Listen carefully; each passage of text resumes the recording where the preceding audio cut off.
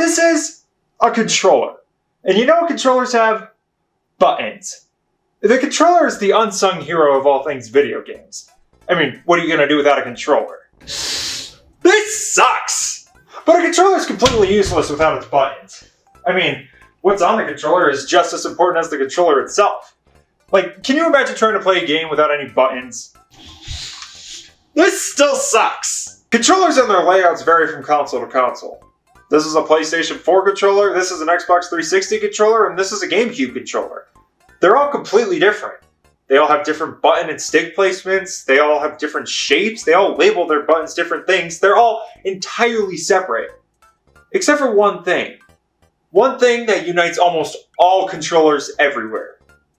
The X button. When you've got a thing with this many things on it, it's incredibly important to label a thing so people know what thing you're talking about. That's a lot of things. But like, can you imagine if all the buttons on a controller were just red and a game told you to press the red button? This one! Now of course you have to label the buttons on controllers, and then keep a uniform button layout between consoles so nobody gets confused and always knows exactly where everything is so you don't need to look down once when playing. And the big three console manufacturers have upheld this ever since they entered the gaming market. Well, these two have anyways. You and I are going to have a little chat about this, and this later. But all these controllers have kept the same button labels, regardless of what shape the controller is or how many buttons are on it. But what we're focusing on today is what us virgins like to call the face buttons. And all you sex havers out there, it's these four. Sony uses shapes on their controllers, and Nintendo and Microsoft both use letters. Actually, they use the same letters. Okay, real original, guys. But even still, they all just so happen to label one of their buttons as X. Why is that? Well, let's take a look at the history of the X button and see if we can't uncover the secrets behind this very important and serious mystery. So game controllers went through some growing pains when home video game consoles first became a thing. Early video game controllers either had too many buttons or not enough buttons for things to actually matter. It wouldn't be until 1985 with the release of the Nintendo Entertainment System where we would finally see something that is actually usable. Here we have a bar of soap that plugs into your lunchbox so you can play the coaster you just shoved in it. However, despite being a game changer in controller design and sort of a catalyst for what all future controllers would base their layout on, this thing only has two face buttons, A and B. So forget this! This isn't useful at all! Let's just jump generations and see if we got anything that's actually useful. So this is a Sega Genesis controller, and are you serious? Next! So this is a Super Nintendo controller, which comes packing with a whole bunch of new buttons. We got some new shoulder buttons on top, and, much more importantly, two new face buttons, one of which being X. The addition of 4 new buttons and a jump in graphical quality and processing power meant that now games could be a lot more complex with how they play. And this was just a glimpse into how games could be controlled. After this, consoles, and the controllers for them, would only get more complex. Alright, now we're getting somewhere! Bring in the next controller, let's see what we got! The original PlayStation was the direct result of a failed partnership between Sony and Nintendo to create a new console together, and the controller shows it. D-pad on the left, face buttons on the right, and now you've just got some really big sticks on the bottom to grip. And later in the console's life, the controller would get a revision, the DualShock, to have these tumors on the bottom, one for controlling movement and the other for controlling the camera, allowing for 3D gameplay. But that's not important. What we're focusing on is what the hell Sony did over here. Instead of letters, Sony opted to label their face buttons with shapes, which is actually pretty smart. It separates them from other companies and lets them use these symbols as part of their brand. When you see a square, circle, triangle, and X, you know you're talking about PlayStation. But despite how different it is from its competitors, there is still an X button. Which means we're one step closer to cracking the mystery behind the X button. So what's next? No! So the Nintendo 64 controller fits right between the original PS1 controller and the DualShock, which means Nintendo basically had to invent a way to control games in 3D. And this is what they came up with, and to this day I still don't understand how they thought this was a good idea. And it doesn't even have an X button! This thing's completely useless! But that marks the end of the 5th generation of consoles. With the 6th generation, we got a brand new player in the console market. So let's see what they have to bring to the table. So Microsoft made a video game console because they were bored and had nothing better to do.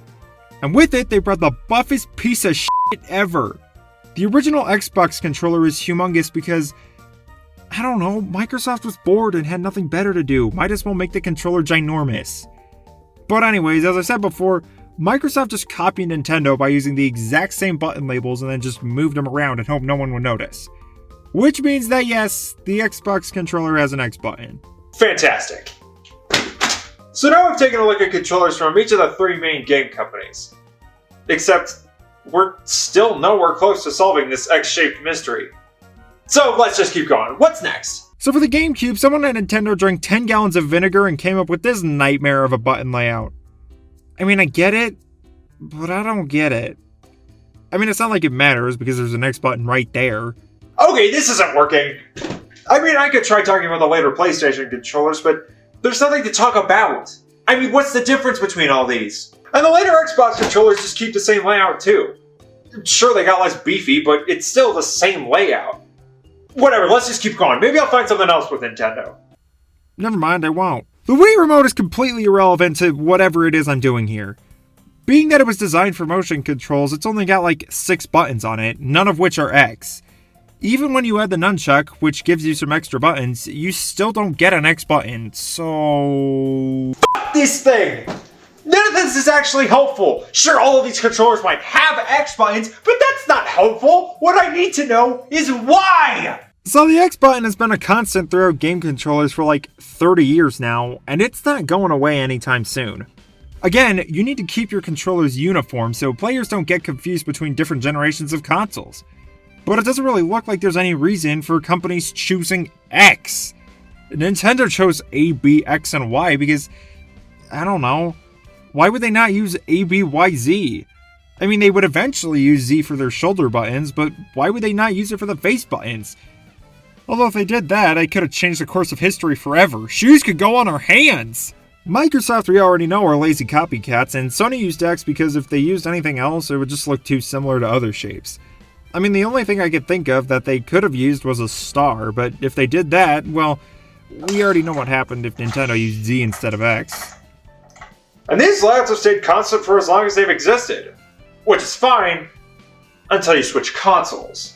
The problem with every company using X on their controller is that it's in a different place on every one. On PlayStation, it's down here, Xbox, it's over here, Nintendo, it's up here. Which is a fine thing to get used to, and from console to console, you'll know where everything is. But as soon as you jump from Nintendo to PlayStation and the game tells you to press X, you're gonna find yourself in this situation a lot. What the hell? I pressed X! I literally pressed X! What the actual... Oh, shit, no I didn't. Which honestly just makes things even more confusing. Why would companies feel the need to use the same button as each other? I get they can't change it now, but why did they insist on using the same damn button? It doesn't make any sense. And the worst part is, we may never know. It'll just be one of life's great mysteries. This was a complete waste of time, and it's gonna haunt me forever. Every time I go to sleep, I'm just gonna see X's. Oh, why did it have to end like this? Ugh. Oh, what the hell happened? I don't know. What was I doing?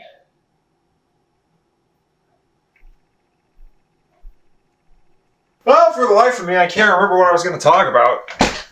This is so weird. I just can't remember anything. What the hell?